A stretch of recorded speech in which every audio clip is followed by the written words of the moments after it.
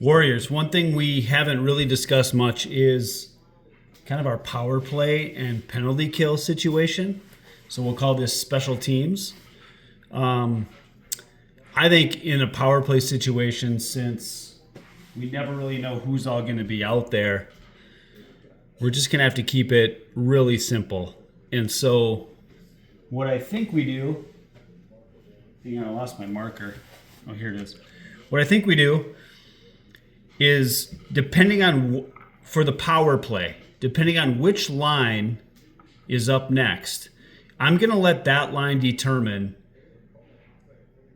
kind of how the play gets set up. But I think what that line needs to determine is, for the power play, talk to your line mates and say, number one, who's my strongest shooter? Okay? So who's the shooter? And again, that's upside down, but who's the shooter?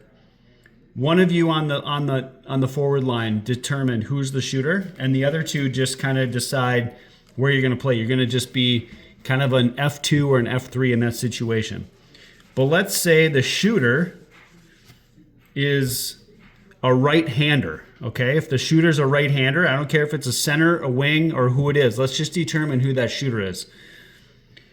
I want the right winger, I want you to line up in the zone. So what our power play strategy is going to be is to, once we get the puck past the blue line and just in the zone, we're just going to try to set up to where that strong side shooter is either kind of posts up in these locations, depending on if you're a left-hander. I think you should be on this side of the ice, okay? Going that way towards the net. You should be on the right side of the ice. If you're a right-hander, you should be on this side, the left side of the ice. The reason being is, if you're a right-hander, if you're a right-handed hockey stick and you shoot right-handed, it's easier to catch a pass and shoot immediately from this side of the ice. It's a lot harder on this side. But if you're a left-hander, it's a lot easier to catch a pass and shoot immediately from this side of the ice. So once we determine who the shooter is, let's just say it's a right-hander. I want this person to be in this area. And then our simple setup, let's just keep it very simple. We'll just keep the two defensemen in. We'll have a forward here and probably a forward over in this region here, okay? But the puck movement is going to occur in this area with the goal of getting the shooter the pass, or getting the shooter the puck. So this shooter, if they do receive a puck or do receive a pass, they can they have a couple different outlet options. One back to the D, two to the low side forward, or three into the kind of the slot area, the high slot area. Again, we kind of want to be high slot, or even a shot on goal. I mean, obviously, for picking the shooter, we want that person to be shooting the puck. And then the other two forwards immediately kind of crash the net for a rebound, okay?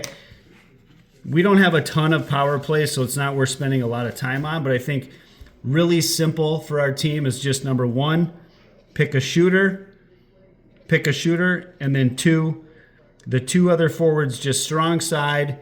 We'll call that the F2 and the F3. Just kind of go to your positions, one down low and one kind of in the high slot area, okay? And that just kind of depends on the side. But if the puck moves over here, then let's say we're in the power play zone, our offensive zone on the power play. Our shooters post up, but that puck moves over here.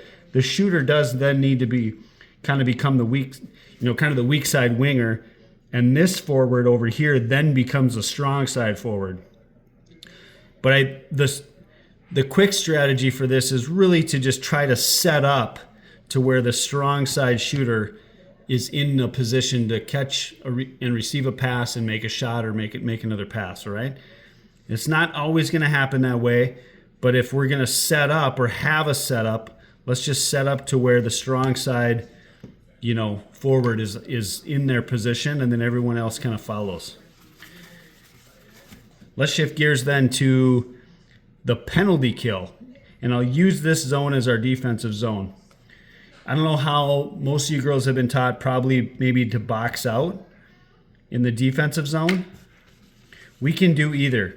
But I do think a pretty good strategy is to kind of create what's called a diamond. Okay, so we'll have a defender here, a forward here, and a forward here. If we're going to roll 2 forwards and 2 defensemen, let's set up like a diamond.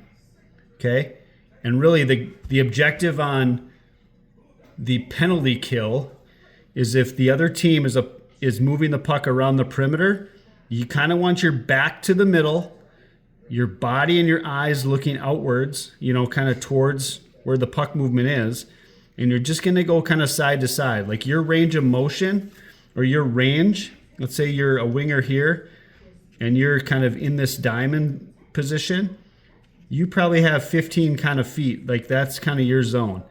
And the same goes for this person here. They have 15 feet, 15 feet, 15 feet, okay? But if we just set up kind of like a diamond and keep that fairly, you know, kind of tight, you know, kind of use the hash marks in the high slot, hash marks and kind of the center of the net as like our position play. Really our objective is just keep all pucks out of this area. 2 minutes goes by really quick. I haven't seen us in any trouble this year. It's really not even worth spending time on, but let's just call it the diamond, all right? That is our penalty kill setup, the diamond.